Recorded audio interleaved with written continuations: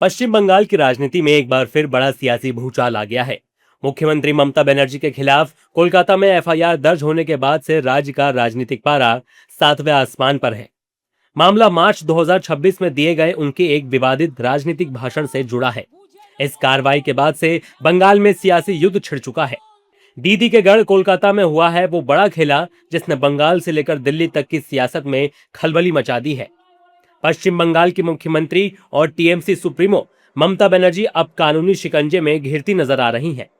कोलकाता के एक स्थानीय कारोबारी ने इस भाषण के खिलाफ हेयर स्ट्रीट थाने में हेट स्पीच के तहत शिकायत दर्ज कराई थी, जिसे लंबी जांच के बाद अब कोलकाता पुलिस ने आधिकारिक एफआईआर में तब्दील कर दिया है।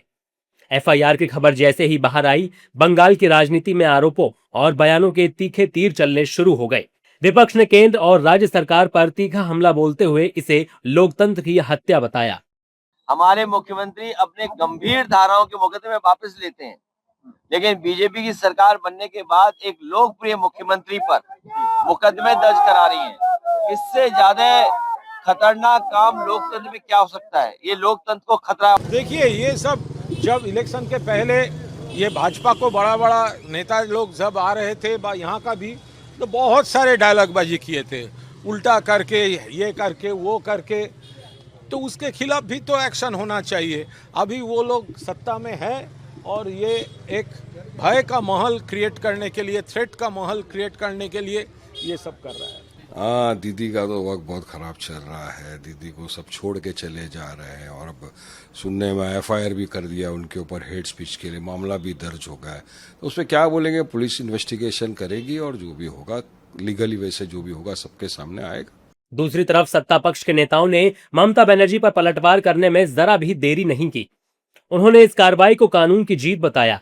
सत्ता पक्ष के नेताओं का कहना है कि ये किसी राजनीतिक डराने धमकाने की कोशिश नहीं, बल्कि जनता का जवाब है। कानून सबके लिए बराबर है, चाहे वो मुख्यमंत्री ही क्यों ना हो। फिर ममता बनर्जी वो गया उसके पार्टी और उसके नाम से, और पश्चिम बंगाल में कहीं नया राजनीति शुरू होने का कोई चांसेस नहीं है। She is just a pass. Lodge हुआ है वो तो देखिए, वो आईनी मामला है, उसको विचार करने के लिए कोर्ट है। उसे इस बारे में मुझे कोई कमेंट्स नहीं करना है। But please stop questioning regarding Mamata and TMC. They are dumped in dustbin. अब ममता जी का दिन पूरा हो गया। जिस तरह से तृणमूल कांग्रेस का गुंडागर्दी इतने लंबे समय से पश्चिम बंगाल में चल रहा था कि जिस दिन रिजल्ट आया विधानसभा का, तो बंगाल की आज़ादी का दिन वो था। आपने देखा होगा जिस तरह से लोग जश्न मना रहे थे। तृणमूल कांग्रेस के भी कार्यकर्ता और नेता ने जश्न मनाया कि ममता बनर्जी के डिक्टेटरशिप से अब हमको छुट्टी मिल गया। जिस तरह उन्होंने सांप्रदायिक भाषा का प्रयोग किया है, और मैं तो सीधे सीधे कहता हूं, 15 सालों में टीएमसी ने बंगाल के लोगों के साथ पाप किया है, भ्रष्टाचार किया है। कट मनी के नाम पर बंगाल के लोगों के साथ लूट हुई है।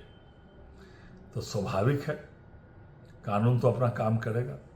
साल 2026 के सियासी संग्राम के बीच ममता बनर्जी पर दर्ज हुई एफआईआर आने वाले दिनों में बंगाल की राजनीति को किस मोड़ पर ले जाएगी, ये देखना दिलचस्प होगा।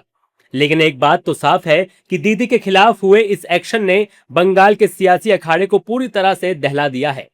शिकायत दर्ज होने के बाद अब बंगाल में सियासी पारा भी हाई है।